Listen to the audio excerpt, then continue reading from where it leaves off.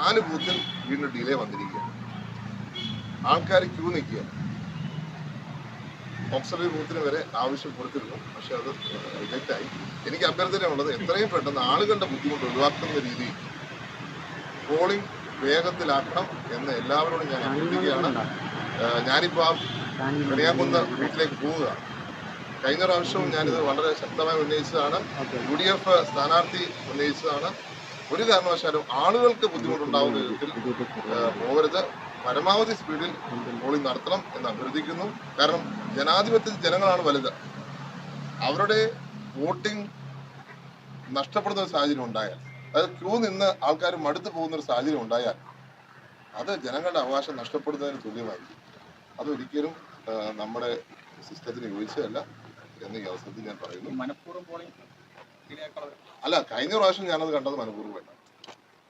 കഴിഞ്ഞ പ്രാവശ്യം ഞാനത് വളരെ 33 ബൂത്തുകളിൽ എൻ്റെ അറിവിൽ സംഭവിച്ചിട്ടുണ്ട്. ഒത്തിരി പേർക്ക് നഷ്ടപ്പെടുകയുണ്ടായി വോട്ടിംഗ് അവകാശം. ഞാനിന്ന് വളരെ കെയർഫുൾ ആയിരിക്കണമെന്ന് എൻ്റെ മണ്ഡലം പ്രസിഡന്റുമാരോടും ഏജന്റുമാരോടും ഞാൻ ആവശ്യപ്പെട്ടിരുന്നു. അപ്പം പ്രശ്നമുള്ള എൻ്റെ അറിവിൽ വന്നിരിക്കുന്ന 73, 74, 88 ബൂത്തുകളിൽ എൻ്റെ അറിവിൽ പ്രശ്നം വന്നിരിക്കുന്നു എന്നറിഞ്ഞ് ഞാനത് ശ്രദ്ധയിൽപ്പെടുത്തിയിട്ടുണ്ട്.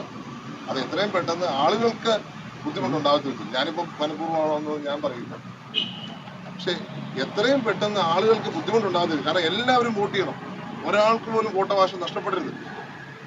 വീണ്ടും ഞാൻ ആഗ്രഹിക്കുകയാണ്, ഇത് എത്രയും പെട്ടെന്ന് നടപ്പാക്കണം എന്നുള്ളത് ഞാൻ അഭ്യർത്ഥിക്കുന്നു.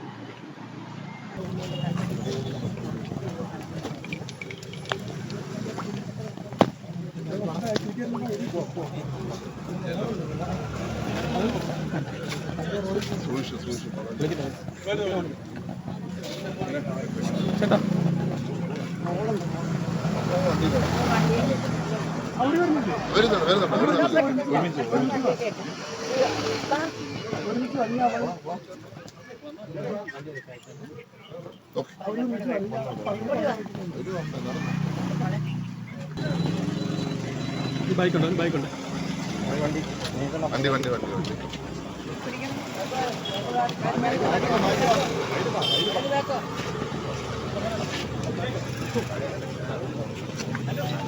അടുത്ത